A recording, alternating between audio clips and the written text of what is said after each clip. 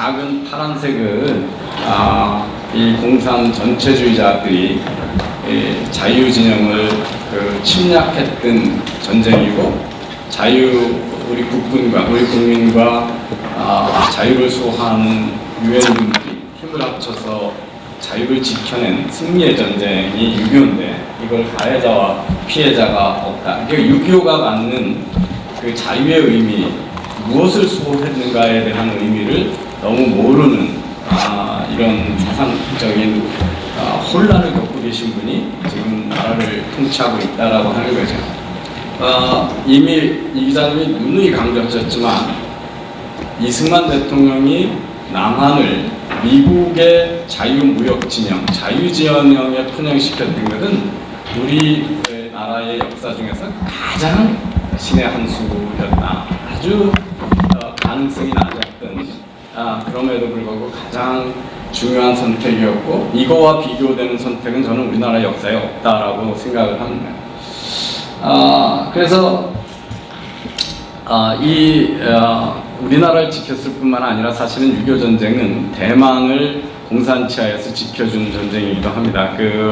제가 대만을 출장을 여러 번 갔었는데, 우리가 중국하고 국교 정상화하기 전만 해도 우리나라에 대해서 상당히 고마움을 가지고 있었고, 우리가 모르는 역사를 많이 얘기합니다. 그게 뭐냐면, 우선 이제 장개석 총통이 우리 독립할 때 우리나라를 위해서 신탁 통치에 들어가지 않게 하고 이런 데 도와준 역사도 있고요. 또 하나는 모 대통령이 대만을 다 쳐가지고 드디어 중국 통일의 역사적 염원을 할 준비가 다 돼 있었는데, 한국전에 참전하면서 완전히 거기서 또한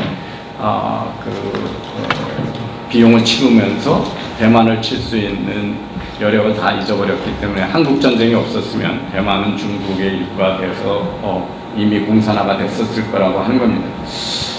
저는 제가 페이스북에도 저 얘기를 썼었는데, 우리는 6.25를 기념해서는 되지 않는다. 저는 9.15 인천 상륙작전을 기념해야 된다. 6.25는 침략자를 기억하게 되고, 6.25는 공산주의 전체주의자들의 날이고, 그날은 우리가 패퇴한 날이고 침략받은 날이지만, 9.15는 2차 대전을 2차 대전 발발을 기념하지 않습니다. 얼마 전에 노르만디 상륙작전을 기념하죠. 왜?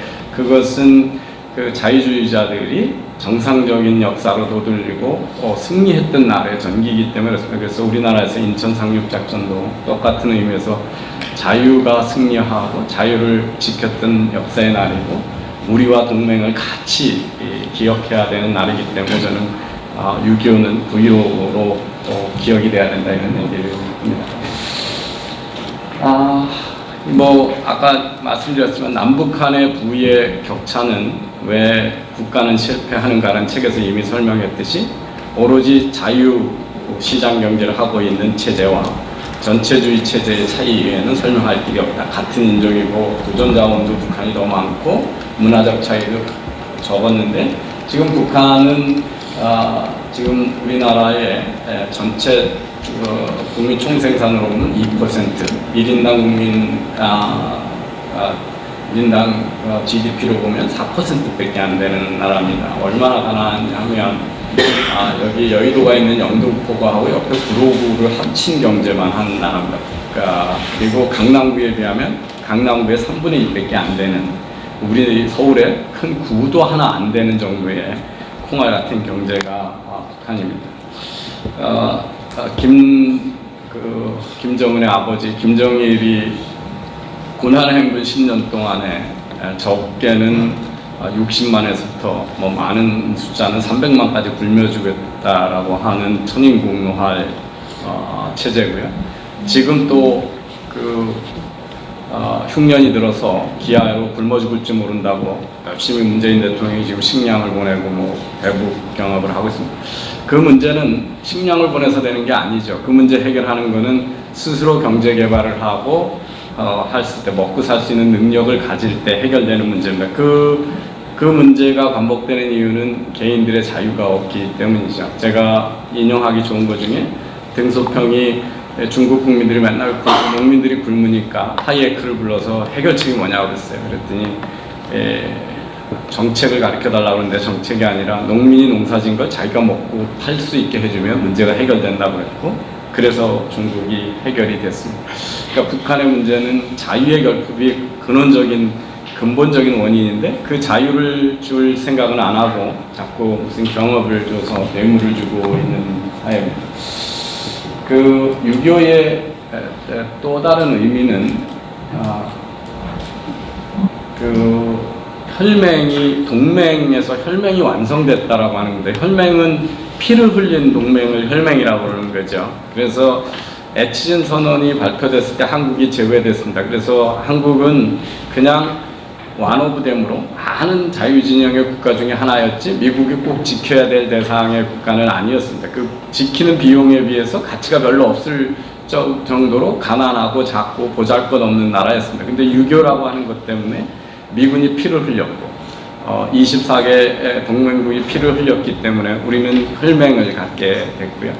그 피의 대가에 우리도 피를 가지고 미국을 도왔습니다. 그게 월남전 파병이었습니다.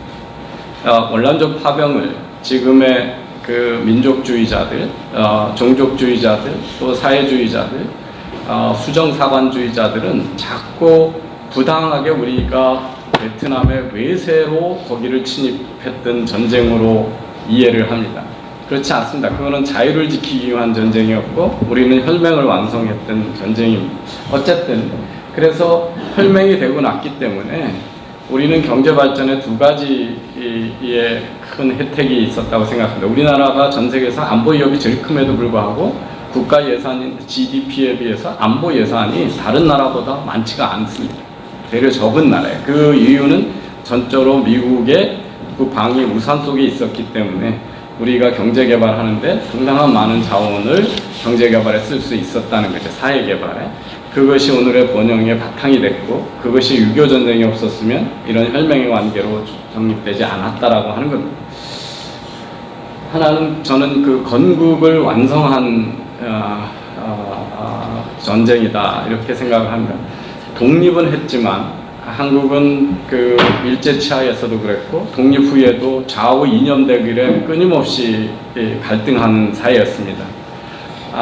그래서 근데 6.25 전쟁은 사회주의자들, 공산주의자들은 다 북으로 보냈고 자유주의자들, 시장 경제를 믿는 사람은 남으로 다 이전을 했고, 흘린 피 때문에 감히 남쪽에서 공산주의, 사회주의 하자고 들고 나오는 사람이 없어졌습니다.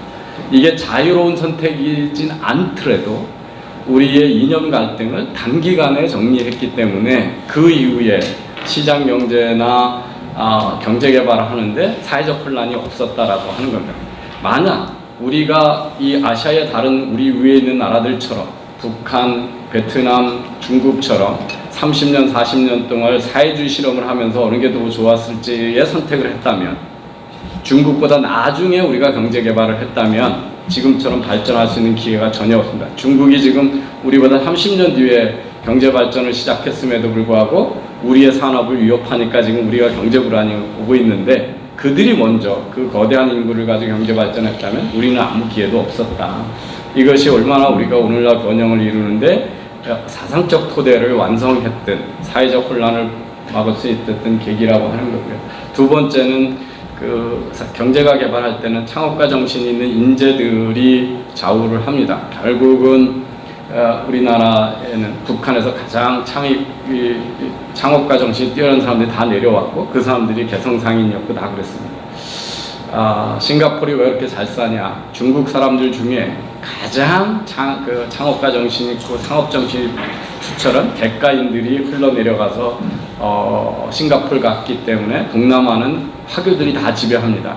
한국의 화교들은 산둥성 부근에 있었던 농사 짓는 사람이 왔기 때문에 한국에 들어온 화교들은 우리나라에서 큰 부를 이루지 못했습니다. 이만큼 어떤 사람들이 창업가 정신과 상업주의에 얼마나 익숙하냐에 따라서 경제부가 많이 달라지는 거는 우리가 잘 알 수 있습니다. 미국이 어떻게 해서 저렇게 변함없이 세계 GDP의 25% 정도를 생산하는 나라가 되어 있냐면, 끊임없이 창의적인 사람들이 미국에 끊임없이 흘러들어가는 이런 인구 구성도 됐는데 대한민국이 북한보다 남한이 훨씬 잘 살 수 있는 인재들의 재편이 일어난 것도 6.25다 하는 겁니다. 뭐 자유는 우리가 누가 뭐라 그래도 우리의 부와 행복의 원천입니다. 여러분 머슬로의 욕구 5단계를 너무 잘 아십니다. 생명과 안전이 하고 나면 그 다음에는 우리는 사랑을 간구하게 되고 자긍심을 갈구하게 되고 자아실현이라고 하는 높은 이상을 갈구합니다. 근데 그것들은 다 생명과 안전이라고 하는 존재론적인 존재에 대한 보호를 넘어서 우리는 우리의 행복을 추구하는 모습을 그렇게 심리학적으로 요구하는 거죠. 행복은 내가 원하는 걸 할 수 있을 때 이루어지고 그런 겁니다. 그래서 우리는 지금 많은 착각을 하고 있는데 그 중에 모든 부의 원천은 사실은 가장 중요한 자산은 인재입니다. 휴먼 캐피탈이 어떻게 되냐. 우리가 인구라고 할 때는 입을 보는 겁니다. 그 사람들을 어떻게 먹여 살려느냐 하는 구휼의 대상이고, 인재라고 하는 것은 부의 원천이 인간이라고 보는 캐피탈이라고 보는 거죠. 그래서 그 북한 우리가 지금 잘 사는 것은 우리나라의 인재들이 가지고 있는, 이 인재가 왜 부를 창출하냐? 그 속에서 늘 새로운 아이디어와 새로운 기술과 새로운 지식들이 창출되기 때문에 그렇습니다. 그래서 이것들은 개인이 어떻게 해서 더 많은 아이디어를 내느냐, 더 많은 지식을 창출하냐 하는 것은 개인이 하고 싶은 걸 하고, 그 하고 싶은 걸 했을 때 자기한테 이익이 돌아올 수 있는 인센티브가 있을 때, 그것이 있을 때 발현이 되는 거고, 그 인센티브가 결핍된 사회에서는 부가 창출되지 않는다라고 하는 차이가 있기 때문에 행복과 부의 그 모든 원천이 사람의 머릿속이고, 그 머릿속에서 무한한 가치를 창출하게 해주는 것이 자유다 하는 것을 우리는 잊어서는 안 된다고 생각합니다. 우리 이 기자님이 개인적 자유, 프리덤하고 정치적, 사회적 자유, 리버티하고의 차이를 상당히 길게 잘 설명해 주셨기 때문에 제가 따로 설명드리진 않겠습니다. 그런데 늘 우리는 이 개인의 개인적 자유, 자기의 아이디어를 마음대로 얘기할 수 있고, 자기의 창의성을 마음대로 발휘할 수 있고, 자기가 가능한 남의 눈치 안 보고 선택을 할 수가 있고, 자기 선택에 대해서 스스로 책임질 수 있는 개인적 자유는 이 사회적 또는 정치적 자유하고 상당히 밀접한 관계가 있습니다. 왜 우리나라에서 자유가 그럼 구체적으로 위협되고 있는가에 대해서 조금 생각해 보면, 저는 우리나라에서 가장 큰 자유의 위협의 원인은 집단주의, 획일주의적 문화라고 생각을 합니다. 우리하고 일본이 경제 수준에 비해서 삶의 만족도가 떨어지는 사회인데요. 그게 뭐냐 하면 바로 획일적인 선택을 강요당하고 있기 때문입니다. 이게 바로 집단주의 문화의 산출입니다. 그래서 하나의 기준으로 늘 줄을 세우려고 들고, 아파트는 몇 평에 사냐고 묻고, 그런 사회가 되죠. 그래서 이 가장 젊은이들이 자유롭지 못한 이유도 이 집단주의적 사고로부터 자기의 자유로운 선택을 못해 온다는 것이 가장 큰 원인이다, 이런 생각을 하고요. 우리 복지주의자들은 늘 거짓말을 합니다. 그게 뭐냐면 북부가 행복한 것이 사회 세이프티넷이 잘 돼 있고 복지가 잘 돼 있었다고 그럽니다. 그것도 부분적인 이유는 될 겁니다. 왜냐하면 안전이라고 하는 걸 도움이 되지만 그렇지 않습니다. 그런데 진짜는, 그러면 왜 그 북부와 같은 똑같은 복지를 했던 그리스는 북부 유럽만큼 행복하지 않느냐고 우리가 물어봐야 됩니다. 나라는 망했고 행복하지 않습니다. 그리스. 왜 그러냐면, 여러분 네덜란드 최근에 이렇게 북부 유럽에 보시면 철저하게 개인주의적이고 개인의 선택을 존중하는 사회라고 하는 것을 우리가 자꾸 잊어버립니다. 네덜란드 가면 오래전부터 마약이 자유로운 나라입니다. 마리화나가 됐고, 그리고 거기는 결혼 제도에 대해서 누구도 획일적인 제도를 강요하지 않습니다. 성적인 선택, 남에게 피해 주지 않는 거의 모든 선택에 대해서 관심도 없고 제약도 하지 않는 사회가 있는 그런 자유주의적, 개인주의적인 거는 보지 않고 맨날 뭐 국가가 세이프티넷하고 복지를 주면 행복해지는 것처럼 그런 이야기들을 합니다. 두 번째는 어쩌면 우리가 박정희 대통령의 큰 성공이기 때문에 지나치게 국가에 대한 기대가 크다라고 하는 겁니다. 국가주의에 대한 환상이 너무 크다.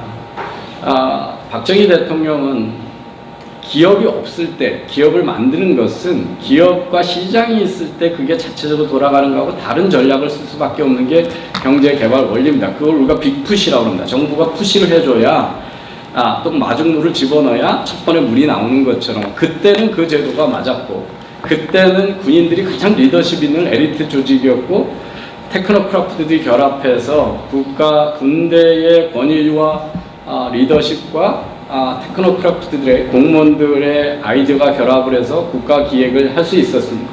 근데 지금은 아니거든요. 지금은 군인들이 앞선 조직도 아니고 공무원들이 앞선 조직이 아닙니다. 그런데 요즘도 보시면 김상조가 맨날 여기저기 다니면서 경영자들을 훈계하죠.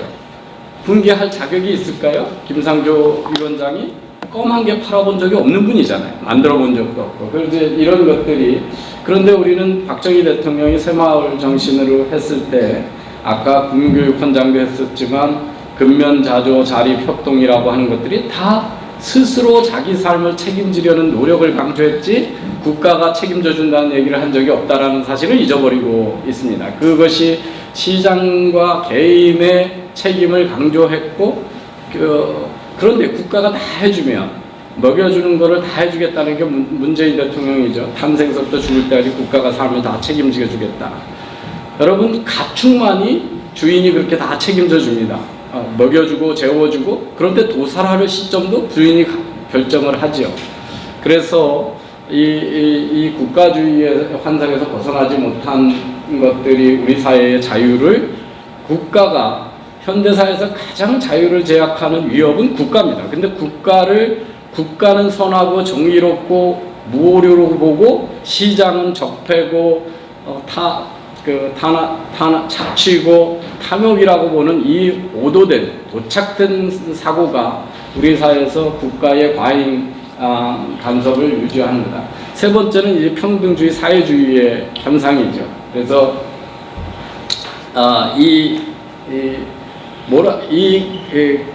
자본주의는 아까 자본주의를 방어하지 말라 그러는데 자본주의는 그냥 자유주의의 실현된 모습입니다. 자본주의가 사회주의하고 다르고 공산주의가 다른 건 뭐냐면 자유주의는 시장경제는 디자인한 게 아닙니다. 인간이 풍요롭기 위해서 거래를 하면서 발현된 거지 그것이 자본주의가 다른 체제하고 다른 겁니다. 시장경제가.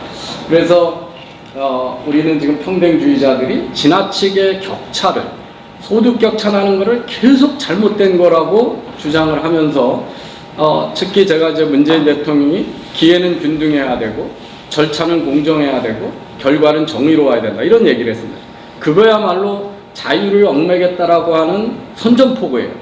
기회는 다양해야 됩니다. 우리가 다 다르게 태어났고 다르게 자랐고 다른 환경에서 자라고 있기 때문에 다른 걸 좋아하기 때문에 그래서 우리는 싱가포르 국민보다 우리가 행복할 수 있는 국민이에요. 왜? 싱가포르보다 소득 격차는 크지만 싱가포르에서는 몫으로 살 수도 없고 업으로 살 수도 없고 농부로 살 수도 없고 임업을 하면서 살 수도 없습니다.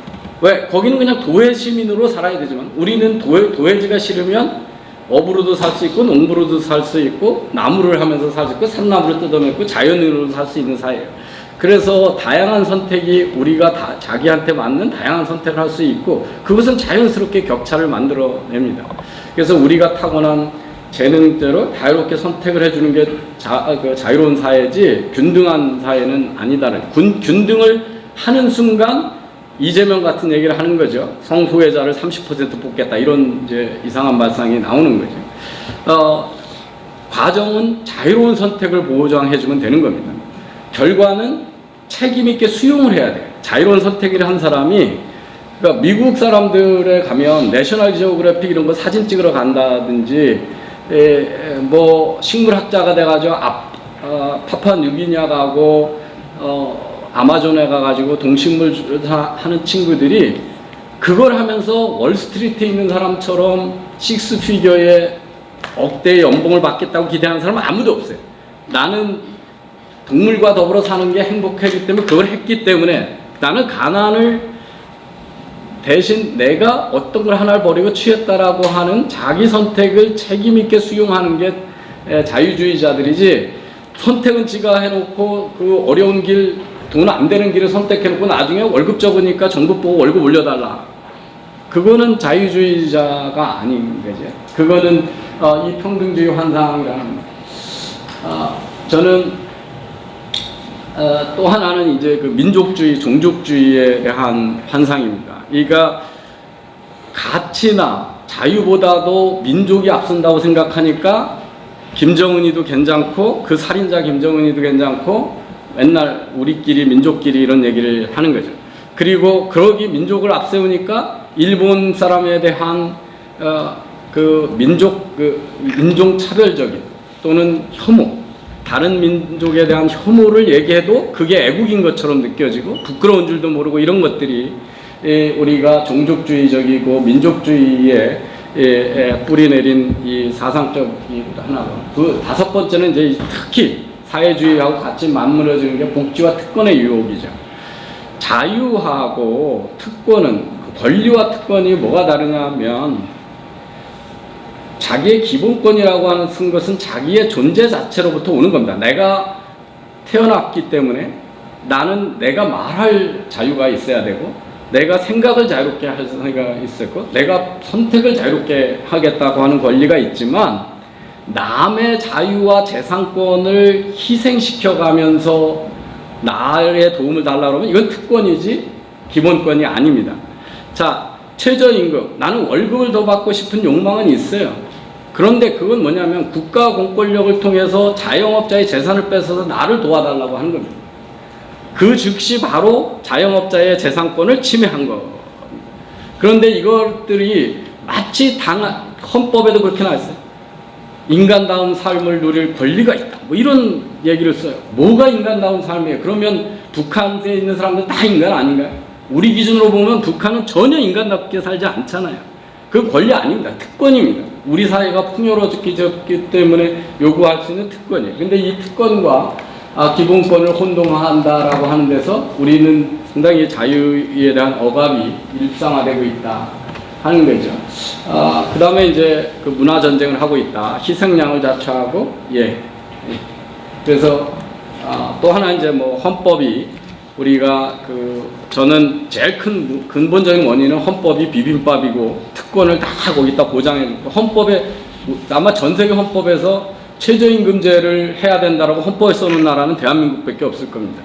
그리고 농민도 보호해야 되고 자영업자도 보호해야 되고 중소상공인도 보호해야 되고 다 보호해야 된다고 써놓은 나라도 대한민국밖에 없다. 법치가 환적되지 않아서 민노총은 무슨 짓을 해도 괜찮다. 남의 재산을 해도 된다. 그 다음에 정당 및 정치제도의 정착의 미비, 이런 것들이 다 우리의 자유를 지키지 못하는 이유고, 저는 한국당이 그 당명과 걸맞는 행위를 좀 했으면 좋겠다.